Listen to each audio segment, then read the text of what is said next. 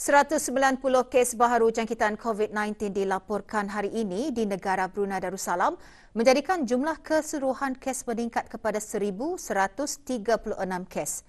Yang Berhormat Datuk Seri Setia Dr. Haji Awang Muhammad Isham bin Haji Jaafar, Menteri Kesihatan berkata demikian semasa sidang media situasi terkini jangkitan COVID-19 petang tadi di Dewan Al-Afiah Kementerian Kesihatan. Menyertai sidang media Yang Berhormat Datuk Seri Setia Dr. Awang Haji Muhammad Amin Liu bin Abdullah, Menteri di Jabatan Perdana Menteri dan Menteri Kewangan dan Ekonomi kedua. Peningkatan mendadak sebanyak 190 kes ini adalah disebabkan Kementerian Kesihatan baru memperolehi keputusan ujian makmal yang tertunggal. 150 daripada jumlah ini adalah merupakan dari hasil 2,280 sampel yang telah dihantar ujian ke Singapura. Ini bermakna hanya 40 kes positif telah dikesan oleh Jabatan Perkhidmatan Makmal di negara ini dalam masa 24 jam yang lalu. Bagi 190 kes ini, terdapat tambahan kes-kes baru kepada kluster-kluster aktif yang sedia ada. 98 kes bagi kluster Champion 7 dan Surrounding Vessel, 6 kes bagi kluster Chonghua KB, 5 kes bagi kluster BSPHQ Blok M, 5 kes bagi kluster Eker, kluster PA, 5 kes bagi Al-Falah Freda Radin, 4 kes bagi kluster IBT KB, 4 kes lagi bagi kluster The Mall, 3 kes bagi kluster 477, 2 kes bagi kluster ABCI, 1 kes bagi kluster Dragon Boat dan 1 kes lagi bagi kluster 573. Selain itu, terdapat 1 kluster baru dikesan. 5 kes baru pada hari ini telah dikaitkan dengan kes 583 yang dilaporkan pada 13 Ogos 2021. Kluster ini sekarang dikenali sebagai kluster 583. Manakala terdapat 51 kes masih dalam siasatan untuk mengetahui sumber jangkitan. Kes-kes dalam kluster-kluster aktif ini adalah mereka yang sedang menjalani kuarantin setelah didapati mempunyai kontak dengan beberapa kes positif sebelumnya.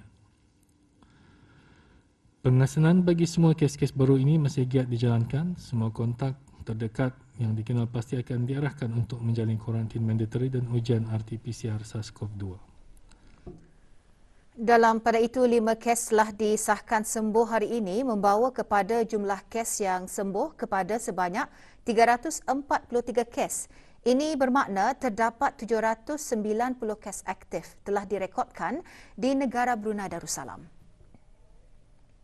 Di kalangan kes-kes aktif tersebut, 3 kes berada dalam keadaan kritikal yang mana 2-nya memerlukan bantuan mesin pernafasan atau artificial ventilation, dan 1 kes lagi memerlukan bantuan mesin tambahan hadlang mesin ataupun ECMO.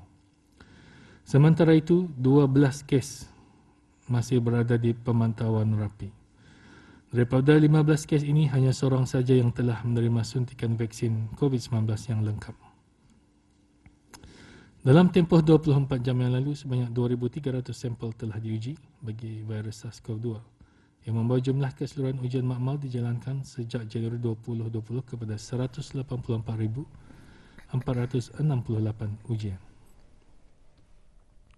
Berikutan meningkatnya penularan jangkitan COVID-19 serta sebagai langkah pengawalan yang diperketatkan semula di negara Brunei Darussalam, khususnya kawalan perkumpulan ramai. Menteri di Jabatan Perdana Menteri dan Menteri Kewangan dan Ekonomi kedua menjelaskan pembayaran pencen perkhidmatan dan pencen turunan bagi bulan Ogos akan diadakan secara pandu lalu.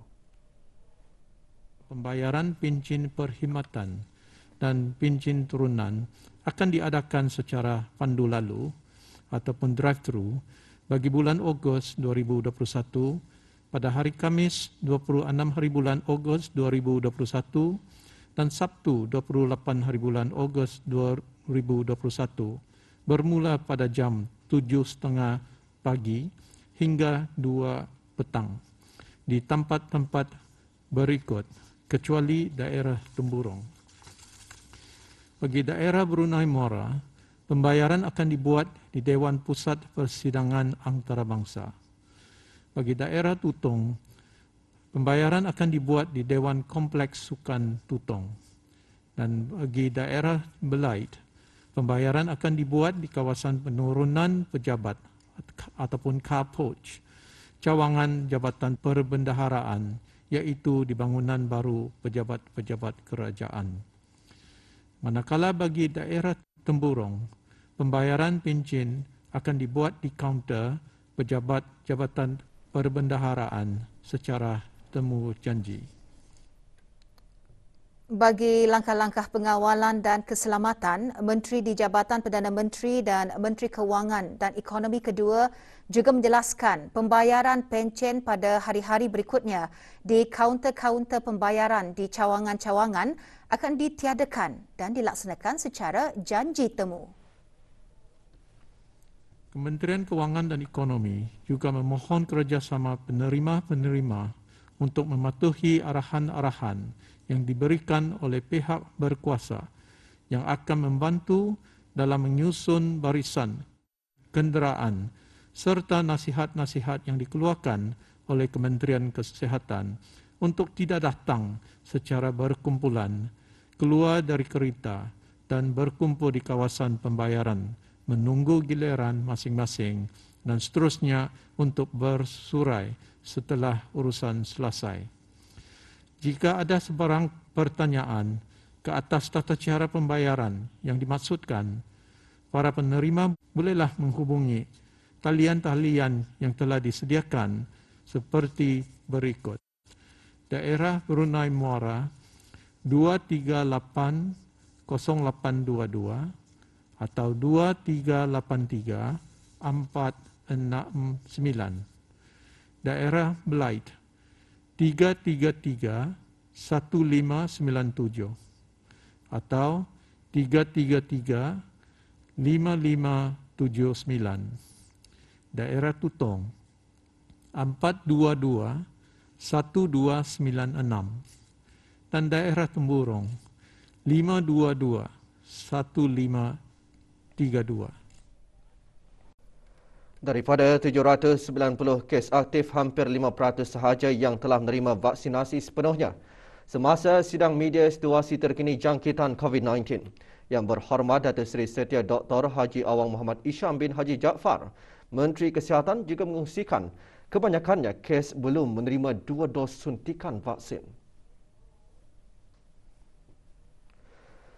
Menteri Kesihatan turut menegaskan mereka yang berkod merah tidak dibenarkan untuk keluar rumah kecuali mereka yang telah dikenal pasti sebagai kontak kedua dan keputusan swab adalah negatif serta berisiko rendah sahaja dibenarkan untuk keluar bertugas tertakluk kepada penilaian pihak kesihatan. Bagi 190 kes baru, Kementerian Kesihatan akan menghubungi para pesakit berkenaan bagi mengetahui peringkat jangkitan dan hanya peringkat ketiga ke atas sahaja yang akan dimasukkan ke hospital dengan segera. Manakala mereka yang mengalami mild symptom akan dipindahkan di tempat yang dikhususkan nanti.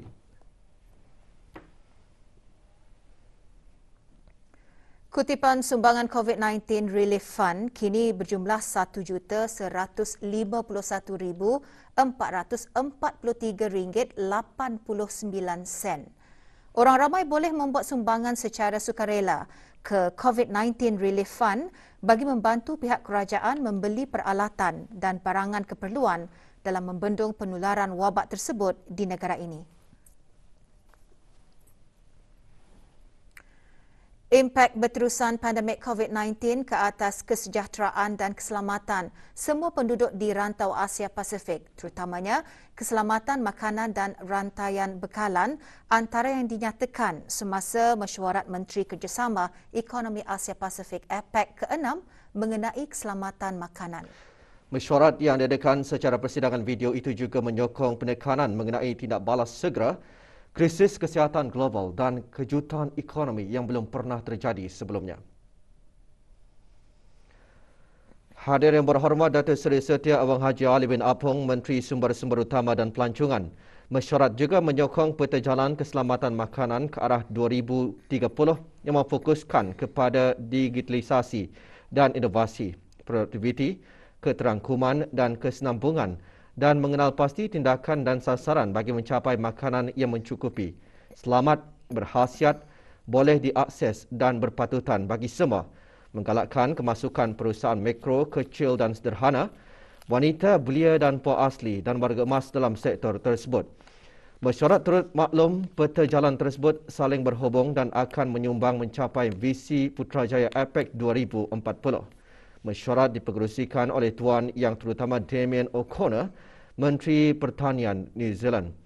Menteri-menteri APEC juga mengalulukan dan menggalakkan penglibatan sektor swasta dalam pelaksanaan peta jalan tersebut dan menekankan kepentingan bagi meneruskan perhubungan dengan pertubuhan-pertubuhan antarabangsa dan serantau lain yang berkaitan, termasuk pertubuhan bangsa-bangsa bersatu dan pertubuhan perdagangan sedunia. Menteri-menteri APEC juga mengalulukan sidang kemuncak sistem-sistem makanan PBB yang akan datang dan usahanya ke arah mencapai matlamat pembangunan lestari sekaligus menghargai peranan APEC sebagai naib pengerusi dasar kongsi sama bagi keselamatan makanan PPFS dan galakan berterusan dialog peringkat tinggi antara orang awam dan sektor swasta.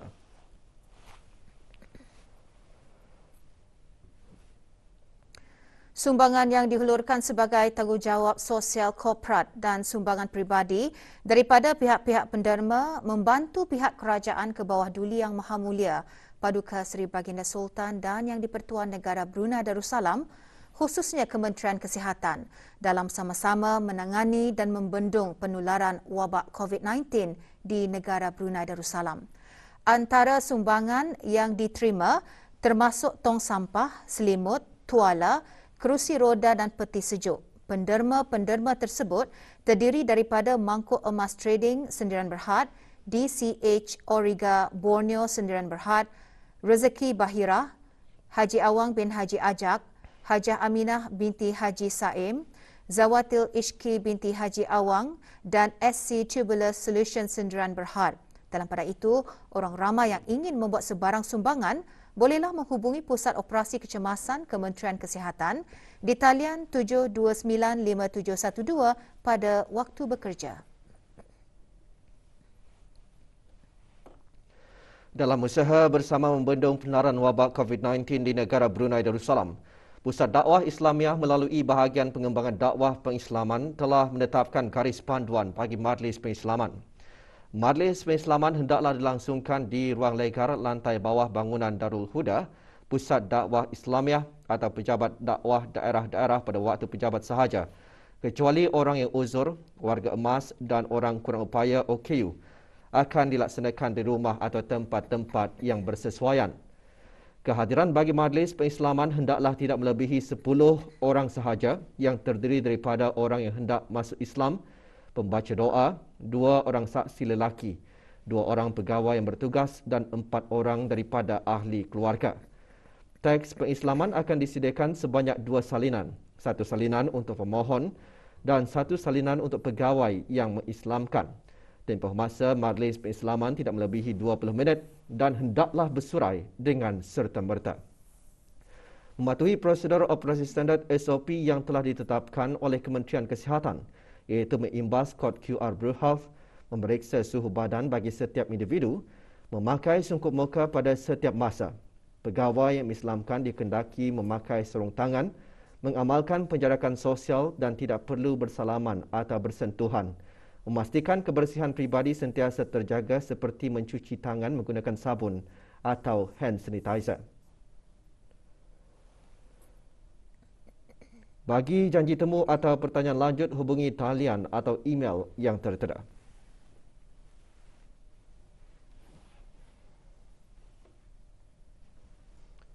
Pelbagai kemudahan aplikasi media sosial dibangunkan bagi memudahkan orang ramai mendapatkan maklumat terkini. Salah satunya melalui saluran Telegram gov.bn. Saluran tersebut antara lain memberikan informasi menyeluruh mengenai perkhidmatan bisnes dan kewangan, pendidikan, kekeluargaan dan kebajikan sosial dan kesihatan dan keselamatan. Saluran itu juga boleh memaparkan beberapa informasi berkaitan perkembangan terkini jangkitan wabak COVID-19 di negara Brunei Darussalam. Maklumat yang boleh diakses melalui saluran tersebut termasuk siaran media, situasi terkini pandemik COVID-19, arahan-arahan di bawah Akta Penyakit Berjangkit Penggal 204, polisi pengasingan diri dan caj bagi ujian RT-PCR SARS-CoV-2. Setakat ini hampir 41,000 pelanggan yang mengikuti saluran Telegram gov.pn. Berikutan dengan penularan wabak COVID-19 di negara ini, penggunaan aplikasi Telegram kini menjadi satu keperluan dalam kehidupan harian orang ramai.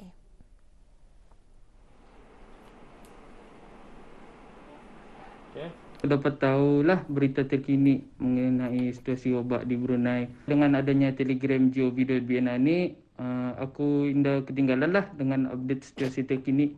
Aku kena bagi notification pukul berapa sidang media yang kena adakan.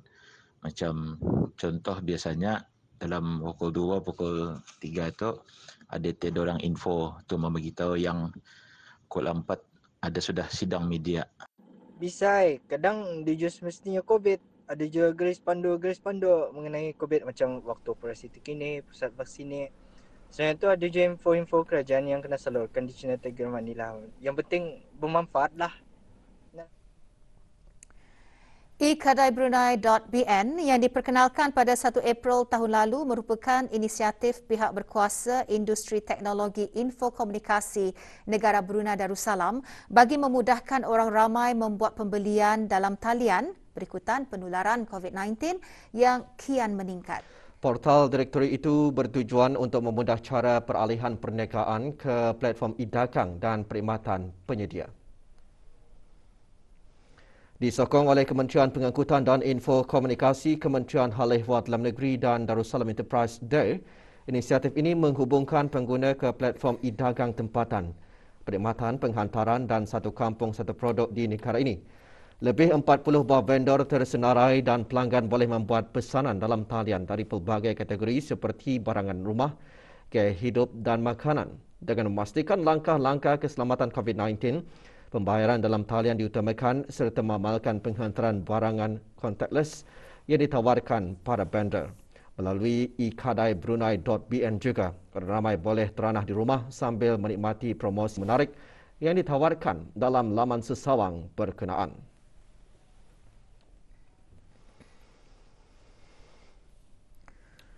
Ketika negara sedang berdepan penularan pandemik COVID-19, masih terdapat segelintir individu yang memandang ringan dan mengambil kesempatan akan larangan yang telah dikuatkuasakan di negara ini dengan melakukan aktiviti jenayah. Terbaru, seorang suspek lelaki tempatan berumur 24 tahun cuba untuk menyeludup barang tegahan iaitu minuman keras ke negara ini melalui kawasan Kampung Belayang, daerah Temburong. Namun percubaannya berjaya dihidu keanggotaan Balai Polis Pangar yang sedang membuat rondaan pemantauan. Suspek yang dikerah memberhentikan kenderaan, memecut laju melarikan diri menuju ke Jambatan Sultan Haji Omar Ali Saifuddin sehingga mengakibatkan insiden kejar-mengejar sebelum berjaya ditahan selepas terlibat dengan kemalangan di kawasan Jalan Kota Batu, Bandar Seri Begawan. Hasil pemeriksaan mendapati bungkusan kotak hitam tersimpan di tempat duduk penumpang hadapan dan ruang bonet kenderaan iaitu sejumlah 108 botol minuman keras. Suspek diserahkan ke Jabatan Kastam dan Eksais Diraja untuk siasatan lanjut.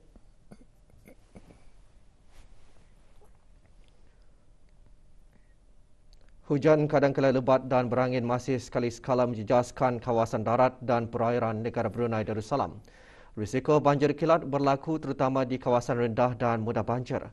Kelajuan angin sehingga 45 km sejam semasa hujan lebat. Justru orang ramai termasuk pengguna jalan raya dan pelaut dinasihati supaya berwaspada.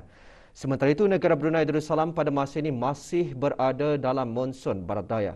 Menurut Jabatan Kerja Cuaca Negara pada minggu ini dipengaruhi angin tempatan yang menyebabkan pembentukan hujan berpetir di kawasan pedalaman pada waktu petang dan kemudian bergerak melintasi negara menuju kawasan laut pada waktu malam.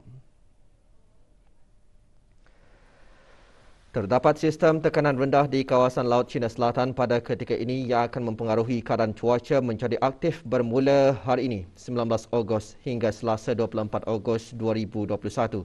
Cuaca pada amnya tidak menentu dengan hujan lebat sekali-sekala dan ada kalanya berpetir beserta angin kencang dengan kelajuan angin boleh mencecah 45 km sejam. Di kawasan perairan negara, ketinggian ombak dijangka meningkat sehingga 1.0 semasa hujan. Orang ramai dinasihatkan untuk mengambil perhatian akan risiko banjir kilat terutamanya di kawasan rendah dan mudah banjir dan juga bahaya kejadian pokok tumbang semasa keadaan berangin. Para pemandu di jalan raya dan para pelaut dinasihatkan sentiasa peka dengan ramalan, nasihat dan amaran cuaca terkini dan mengambil langkah-langkah awal atau perancangan bersesuaian untuk keselamatan semua.